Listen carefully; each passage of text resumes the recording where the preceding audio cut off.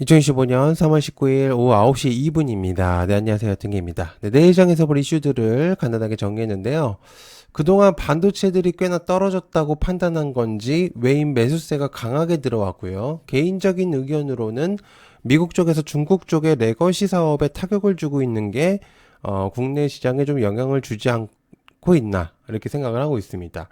그리고 또한 이제 메인 섹터가 부재하다 보니까 신규주들이 좀 들썩이고 있는 중인데요. 새롭게 테마가 형성될 시간이 이제는 오지 않을까라는 생각을 하고 있습니다. 구독, 좋아요 한 번씩 부탁드리고요. 그리고 아침에 생방하고 있습니다. 많은 관심 부탁드리고요. 좋은 내용들 생방에서 굉장히 많이 공유하고 있거든요, 여러분들. 생각보다 굉장히 유용하실 거예요, 생방을 보시면.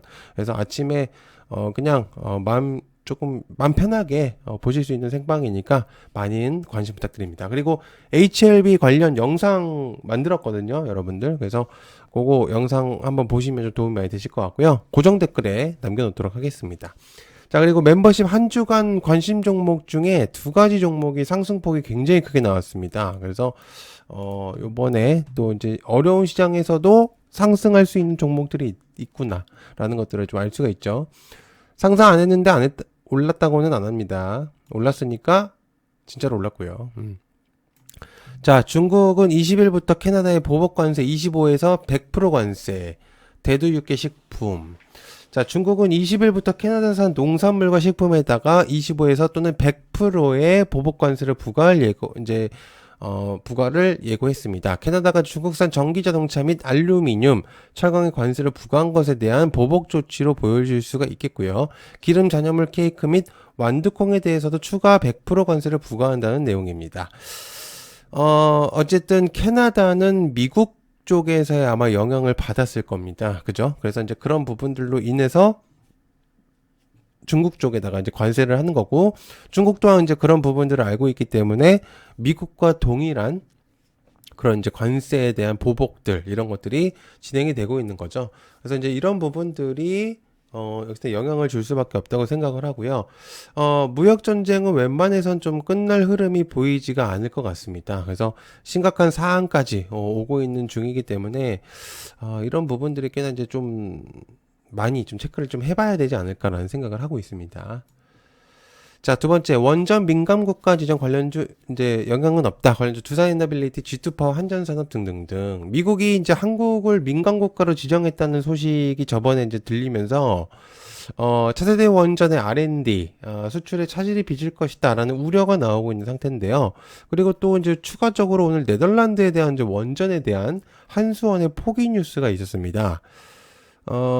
제가 좀 그것들을 조금 해석을 조금 해드리자면, 기사가 좀 애매하게 썼어요. 기자분이. 왜 그러냐면, 네덜란드는 서유럽 국가인 건 다들 아실 거죠? 웨스팅하우스랑 국내 이제 한수원은 동맹을 맺었습니다, 이제. 그죠? 근데, 그때 계약을 하면서 웨스팅하우스는 유럽 쪽은 웨스팅하우스가 맞는 것으로 어느 정도는 얘기가 됐을 겁니다.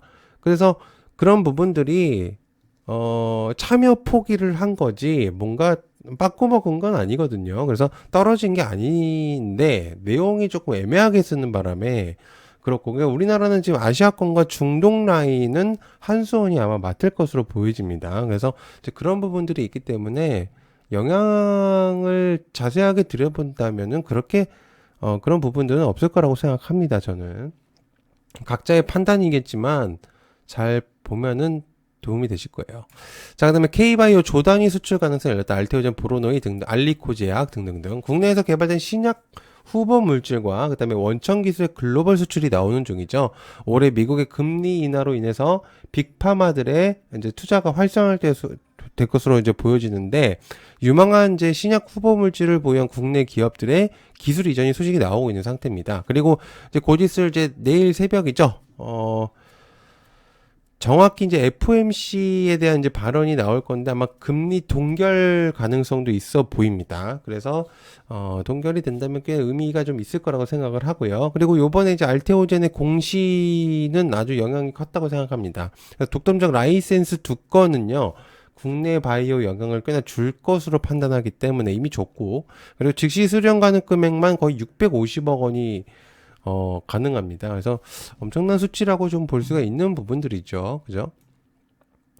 자, 그다음에 레거시 반도체 반란 관련주 반도체 쏙김 액침 냉각. 과거 이제 중국의 레거시 반도체 영향력에 대해서 제가 한번 이제 공유를 드린 적이 있습니다. 왜냐하면 중국의 레거시 반도체가 세계적으로 강력한 모습을 보여주고 있기 때문입니다. 왜냐하면 워낙 저렴하게 잘 만들기 때문인데, 그러다 보니까 이제 국내 레거시 반도체들이 들어갈 자리가 거의 없었어요. 그런데 미국에서 이제 레거시 반도체까지 이제 관세에 대한 이제 그런 부분들을 이제 내용을 공유하기 때문에 국내 레거시 반도체가 수혜를 받을 가능성들이 높아졌죠. 그러다 보니까 오늘 이제 계속해서 이제 반도체는 좀 체크해 볼 수 있는 섹터로 바뀌고 있다라고 좀 생각을 해볼 수가 있겠을 것 같습니다. 실제로 좀 오늘 움직임이 좀 있었죠. 그죠? 그래서 한번 보시면 좋을 것 같고요. 자, 그다음에 의료 AI 병변 발견율 높이는 중 관련주 온코닉, 온코크로스도울, 큐렉소, 3빌리언 등등등 의료 AI 관련주들이죠. AI가 발전하면서 실제로 건강관리에서도 이제 AI 쪽의 활용도가 높아지고 있습니다. 과거랑 다르게 이제 AI에 좀 의존하는 그런 이제 부분들이 많아지고 있는데요. 국내 이제 관련 기업들은 기존 제품을 이제 고도화를 하면서 신제품들 출시에 좀 굉장히 좀 열을 내고 있고요.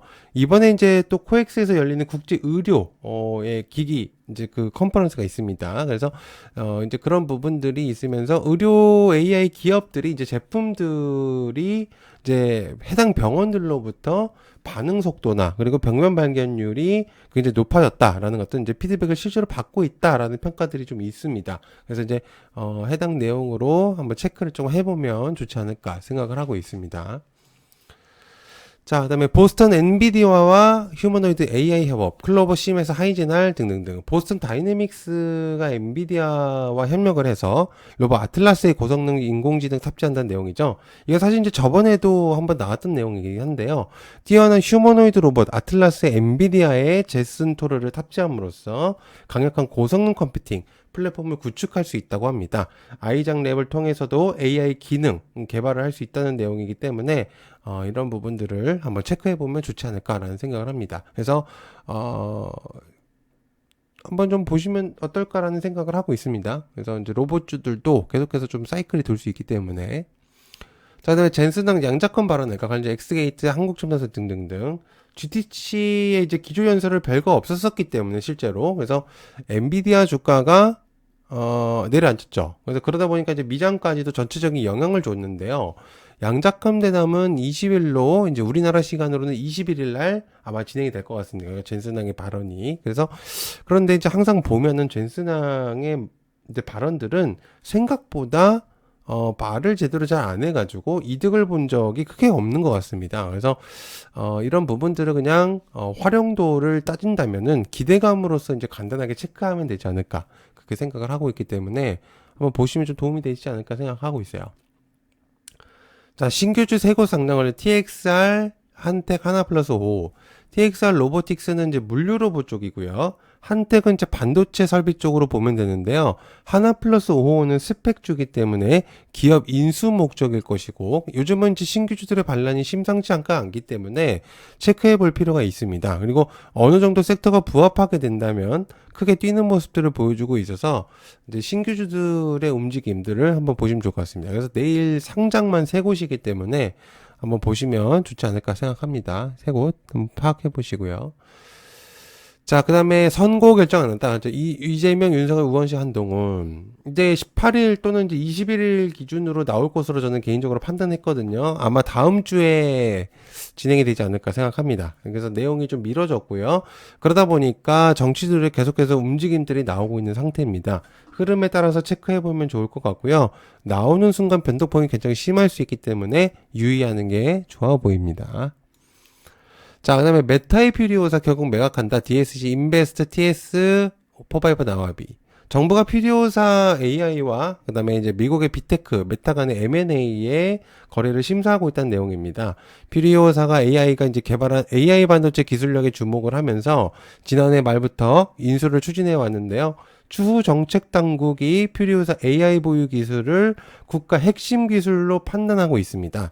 즉 이제 국내 이제 기술력을 보통은 막지는 않는데 실제로 이제 이 활용도가 굉장히 높은가 봅니다. 그래서 이런 매각까지 건드리는 건 근데 사실 조금 아닌 것 같긴 하거든요. 왜냐면 할 거였으면 좀 진작에 기술력을 좀 보호했어야 되는데 빅테크가 거론이 되다 보니까 이제 와서 좀 신경을 쓰는 거는 조금 기업에게 좀 그렇죠. 그렇죠. 그래서 이제 뭐 지원적인 측면은 좀 그렇게 많이 있지는 않았을 겁니다. 그래서 이제 그런 부분들이 있다는 거. 자, 그다음에 HLB 21일 결과 나온다. 그래서 HLB 제약. 자, 우리나라 시간으로는 21일 9시 전일 겁니다. 그래서 20일은 미국 시간이기 때문에 대체적으로 이제 미국 시간을 잘 알고 계신데 하루 지나 이제 21일 우리나라가 이제 영향이 있을 거예요. 그래서 이제 그런 부분들을 좀 보시면 도움이 되시지 않을까 생각합니다. 이번에도 진짜 뒷걸음질 치면은 정말 어떻게 될지 모르겠습니다. 자, 시청해서 감사하고요. 아침에 또 생방 자주 하고 있고요. 그리고 또 정말 가성비 갑인 멤버십도 많은 관심 부탁드립니다. 시청해서 감사하고요. 고맙습니다. 감사합니다.